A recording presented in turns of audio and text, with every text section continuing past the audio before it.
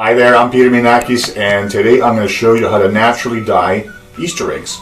Greek Easter's coming up, and I've done a little bit of experimenting, and what we're going to do is show you to make blue Easter eggs, and then the more traditional ones, the red Easter eggs. And what we're going to use is a purple cabbage, or the leaves of purple cabbage, and the skins from yellow onions. This is going to make our blue eggs. This is going to make our red eggs. Curious? Watch this. So let's show you how we're going to make those blue eggs. So what I got is a purple cabbage, and the basic recipe is you need about 1 cup of cabbage plus about 4 cups of water, and you're going to simmer that for at least 30 minutes or until you have the desired color. And how can you tell the desired color is you're simply going to put a spoonful of the dye into a white plate, and you'll take a look. So I'm just going to come over here to the sink, and we're adding approximately 4 cups of water here. Okay.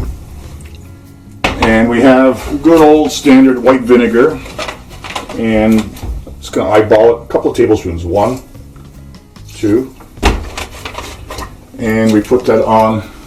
Bring it to a boil and we'll simmer. Okay, so that's the first one. Now we'll show you how to make those red Easter eggs.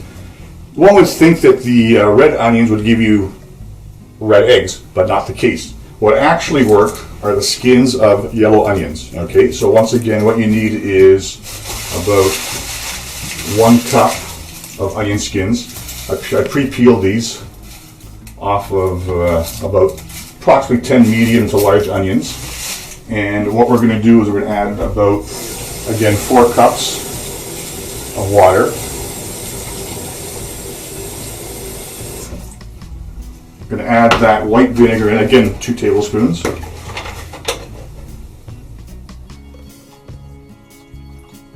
And we're going to bring that up to a boil and then lower to simmer for about a half hour or so until we get that desired color. And then we're going to add the eggs in.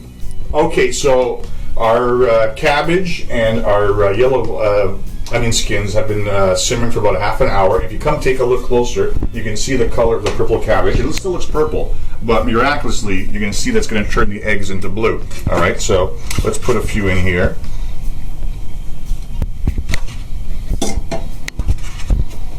Okay, I'm going to take the cabbage out a little bit afterwards, so there we go. You can kind of see that that's going to bring them up. So we'll put that over here, and what we're going to do is we're going to bring that back up to simmer. And over here now is our yellow onion skins, and if you take a look at the liquid there, it's turning a lovely red. Okay, so what you want to do is you want to hard boil your eggs in the dye, because that way it's actually going to have a deeper color and you won't have any worries about your eggs, the color from the eggs coming off. And so let's put that up back to a simmer.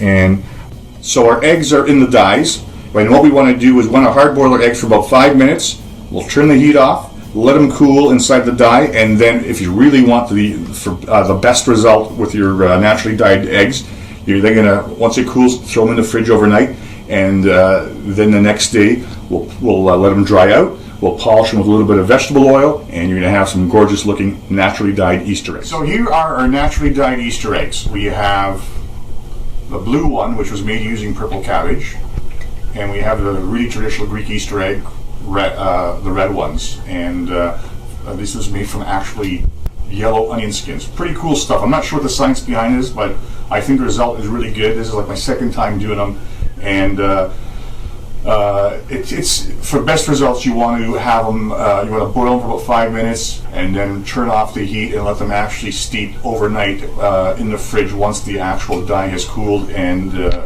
afterwards, you're going to take them out carefully. You're going to let them air dry, and then you'll just polish them with a little bit of the paper towel and the oil. One final thing about these naturally dyed eggs is that if you want to stick the red egg in your tsureki, unlike the packages of dye that you buy from your local Greek grocer and stuff, the dye won't bleed into your tsureki, so actually your tsureki will actually be much more visually appealing. Pomena, thanks very much for following the recipe here. It'll also be on my blog, carlofagas.ca, and wishing you all a wonderful Easter.